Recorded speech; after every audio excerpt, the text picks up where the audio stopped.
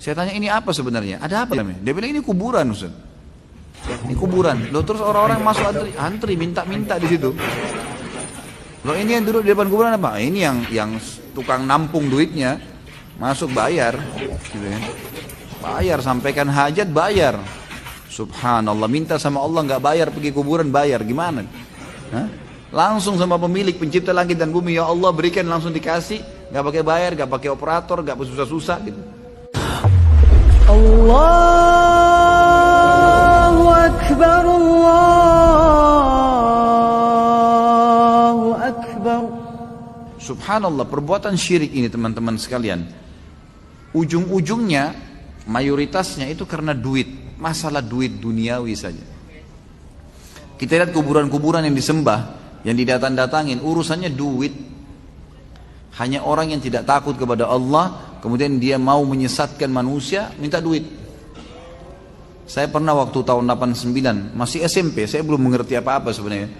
Itu tuh masih SMP, saya pernah, artinya masih kanak-kanak sekali. Saya waktu itu masih kelas 3 SMP. Dikirim ke Mesir oleh ayah saya, ada paman saya kebetulan di sana sebelum saya ke Madinah.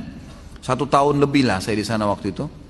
Kemudian saya diajak oleh kakak-kakak kelas yang sudah kuliah gitu, untuk keliling Kairo lihat-lihat. Sempat kami datangi salah satu yang didatangi selain piramida, datangin juga masjidnya Imam Syafi'i. Gitu. Ini masjidnya Imam Syafi'i. Kami datang jauh naik bus. Saya juga sudah nggak ingat di mana lokasinya.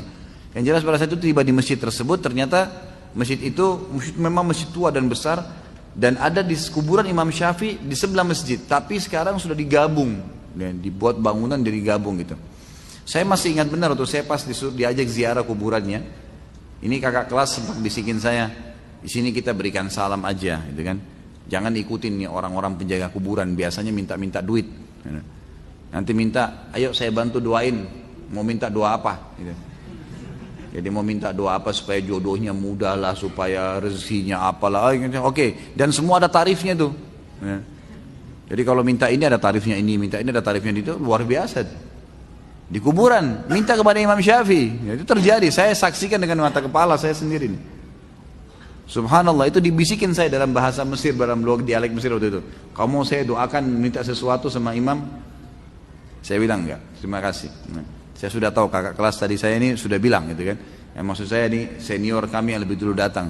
Jadi kami cuma datang, tapi itu fenomena yang saya lihat. Dosen, setelah saya pergi ke Madinah, ada satu dosen saya di tingkat 3 kuliah, Fakultas Dakwah waktu itu. Dr. Fahad, semoga Allah jaga beliau. Beliau ini Masya Allah mengajarkan materi yang sangat menarik, akidah, dan suka berikan contoh-contoh yang hidup gitu, yang tepat. Dia cerita, dia bilang salah satu fenomena yang menunjukkan memang syirik ini tersebar selain permainan syaitan juga karena manusianya tamak terhadap urusan dunia. Terjadi di satu kota namanya Tanta. Tanta ini kurang lebih, saya kalau tidak salah ya, sekitar 200 km dari kota Kairo di Mesir.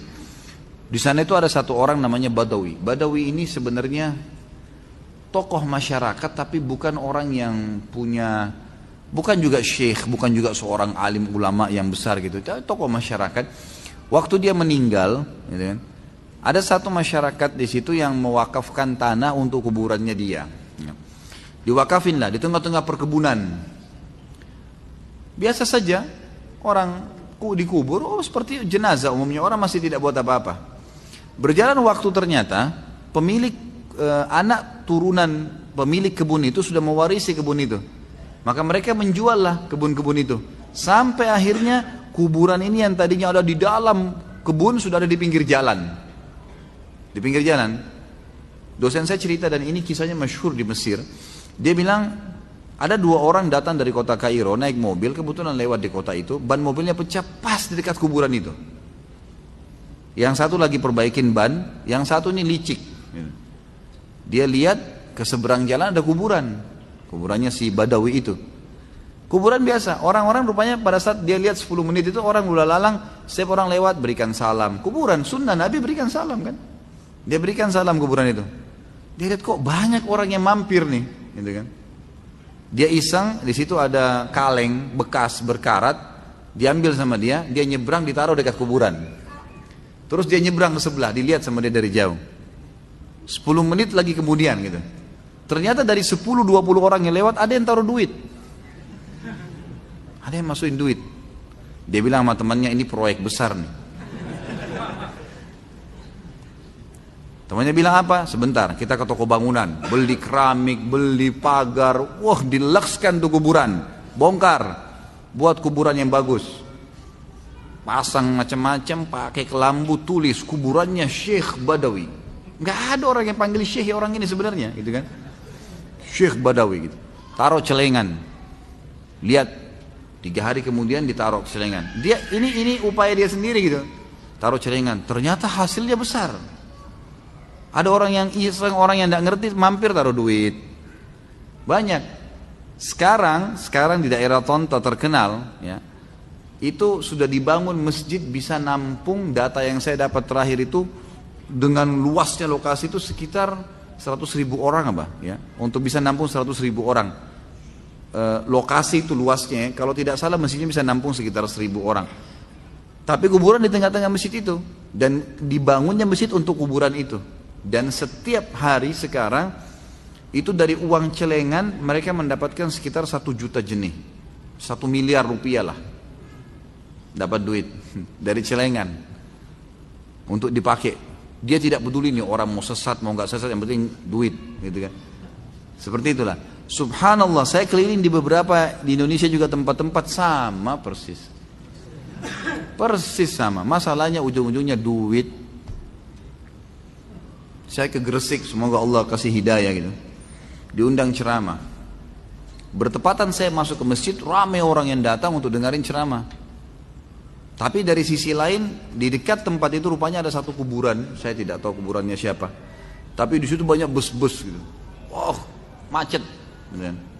Jadi macet di kuburan sana, macet juga di masjid yang kita isi taklim nih gitu.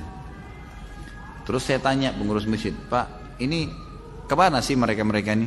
Oh, ziarah kubur Ustaz. Ada sunan siapa di sini? Oh begitu. Apa sih sebenarnya fenomenanya ini? Saya mau tahu nih. Nah ini dia bilang, ini travel ini yang orang-orang ini semoga Allah berikan hidayah. Jadi tidak berpikir masalah akhirat nih. Jadi mereka datangin kiai-kiai, kerjasama dengan beberapa kiai. Saya tidak tunjuk siapapunnya, tapi ini bahasa orang-orang situ sendiri. Jadi datang kepada beberapa kiai yang punya komunitas. Nih Pak Kiai, kita ajak ziarah yuk jamaah ke kuburan